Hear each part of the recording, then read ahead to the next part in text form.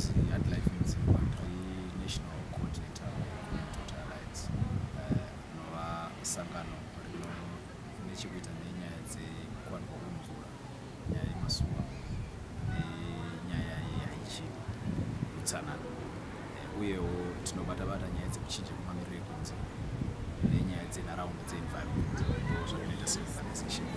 Saka tiri kutraina macommunities kuti vange vachiziva kuti mutemo unoti kudii maringe nenyaya yekuwanikwa kwemvura, maringe nenyaya yekugadzirwa kwemasuweji, maringe nenyaya dzemarara, maringe nenyaya yekuchinja kwemamiriro ekunze dzeclimate.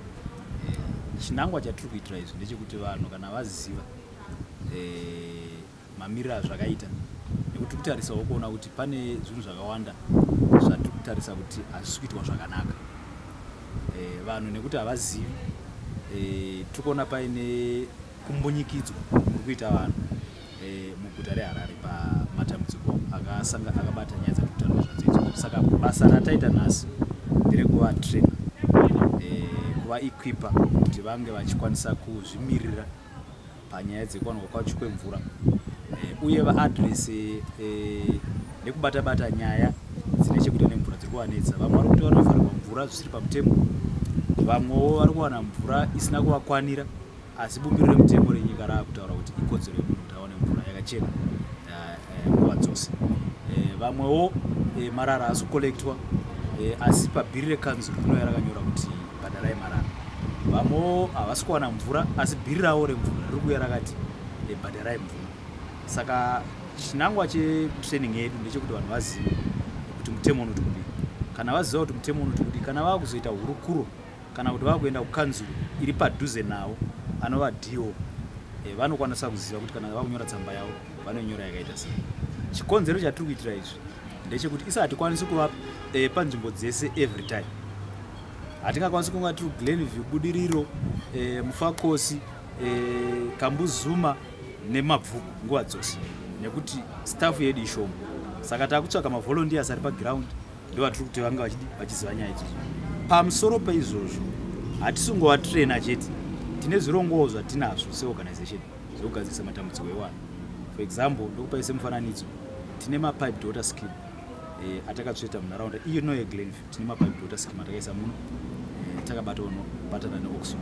Tine atakaisa kuMbare, nzvimbo dzese dzirunzi macholera hotspots, and edu mapipe water scheme ane inline chlorination system, ane periods rekuchenesa mvura, asiyana nemamabohos asina system yakadaro. Chechipiri chatiri kuita, tiri kuvaka muno muGlenview station yekudhila nenyaya yemarara.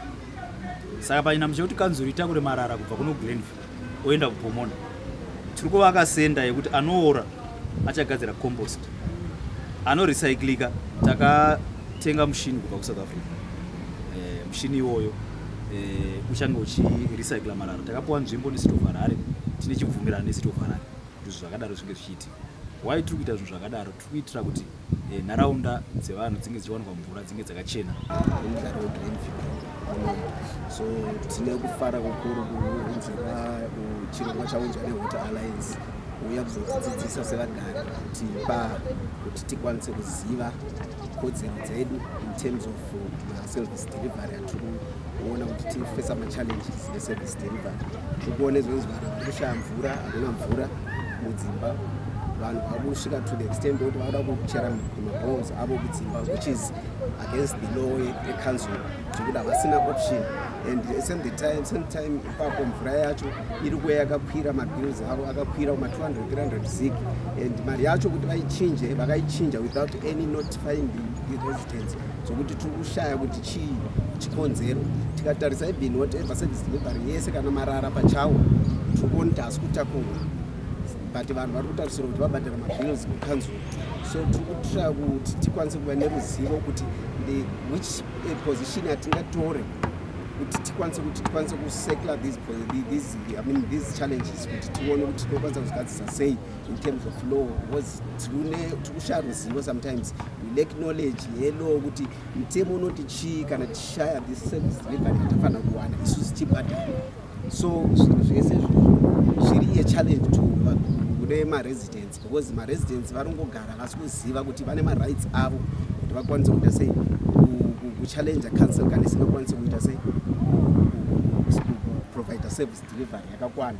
Tadzidziswa zvakawanda maererano nemvura yecommunity, kugara zvakanaka tichiva nekodzero dzedu.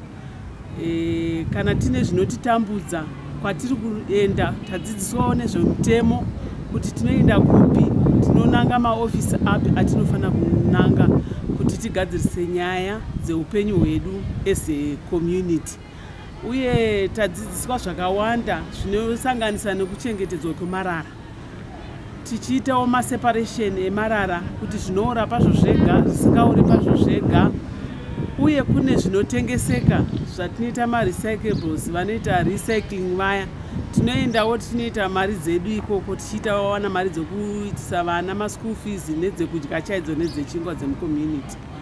Uye zvimwe zvikuru zvatanyanyokurudzirwa semadzimai, takurudzirwa kuti tipinde kune vamwe. Ukaitawo gurupu revanhu vako 10, mofamba muchidzidzisa vanhu mucommunity kuti vazive kukosha kwenharaunda yedu, vazive kugona kuchengetedza nharaunda yedu, vanhu vasarasawo mapamba pese panodhuzhikawo masuweji edu. Council yedu yezvinezvi iri kuratidza sokuti iri kuremerwa.